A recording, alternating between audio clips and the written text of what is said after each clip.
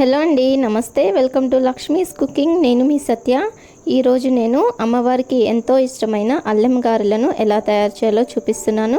అదేవిధంగా చాలా సాఫ్ట్గా క్రిస్పీగా కూడా ఎలా తయారు చేయాలో చూపిస్తున్నాను.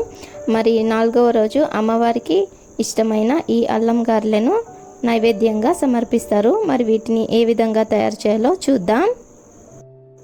ముందుగా మనం ఇలా ఒక బౌల్ తీసుకొని అందులో 2 కప్స్ వరకు ఈ మినపగుళ్ళని యాడ్ చేసుకొని ఒక 2 to 3 టైమ్స్ వరకు వాష్ చేసి బాగా మళ్ళీ ఇందులో వాటర్ పోసుకొని ఒక 5 అవర్స్ వరకు మనం దీన్ని నానబెట్టి పక్కన పెట్టుకోవాలి.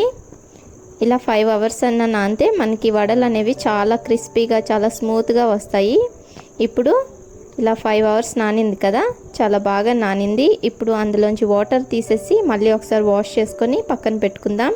ఇప్పుడు ఒక మిక్సీ జార్లో చిన్న అల్లం ముక్క, అలాగే 2 పచ్చిమిర్చి, 1 టేబుల్ స్పూన్ జీలకర్ర, అల్లం గారెలు కాబట్టి అల్లం, పచ్చిమిర్చి, జీలకర్ర ఇవి వేసుకొని ఒకసారి మిక్సీ చేసుకుందాం. ఈ విధంగా ఇలా మిక్సీ చేసిన దాంట్లో మనం ముందుగా నానబెట్టి పెట్టిన ఈ పప్పుని కూడా యాడ్ చేసేయాలి.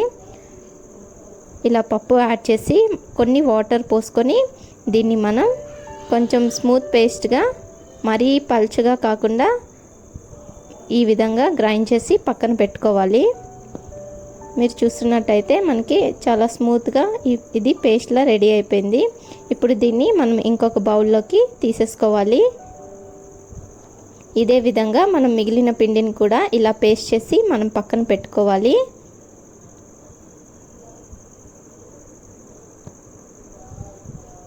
ఇప్పుడు ఇందులో దీనికి సరిపడా సాల్ట్, అలాగే కొంచెం కరివేపాకు సన్నగా ఇలా కోసి వేసుకోవాలి. అలాగే కొంచెం కొత్తిమీరను కూడా వేసుకొని ఇప్పుడు ఒకసారి బాగా ఇవన్నీ కలిసేటట్టు బాగా మెత్తగా ఈ విధంగా కలుపుకోవాలి.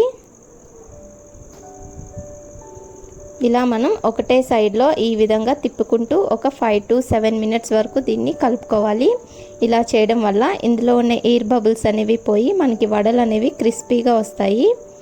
ఇట్లా మనకి ఈ పిండి రెడీ అయిందో లేదో తెలుసుకోవడానికి ఒక చిన్న టిప్ చెప్తాను. ఇంకొక బౌల్లో వాటర్ పోసి అందులో కొంచెం పిండిని తీసుకొని ఈ వాటర్లో వేస్తే ఆ పిండి అనేది మనకి పైకి తేలుతుంది. దానికి అర్థం పిండి పర్ఫెక్ట్గా రెడీ అయినట్టు. ఇప్పుడు ప్యాన్లో ఆయిల్ వేసి హీట్ చేసుకోవాలి. ఇలా హీట్ చేసుకొని మనం ఇప్పుడు వడలు వేసేసుకుందాం. కొత్తగా వేసే వాళ్ళకి వడలు వేయడం తెలియదు కదా, అందుకని ఇంకొక టిప్ కూడా చెప్తున్నాను.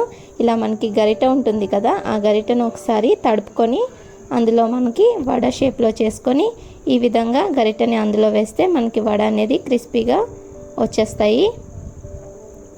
ఇదే విధంగా మనం అన్ని వడల్ని రెడీ చేసేసుకోవాలి. ఒక 2-3 మినిట్స్ ఈ విధంగా ఫ్రై అయ్యాక గోల్డెన్ కలర్ వచ్చేంత వరకు ఈ విధంగా ఫ్రై చేసుకొని మనం తీసేసుకుంటే మనకి ఈ వేడివేడిగా ఈ అల్లం వడలు అనేవి రెడీ అయిపోతాయి. చాలా బాగుంటుంది. తప్పకుండా మీరు కూడా ఈ రెసిపీని ట్రై చేయండి.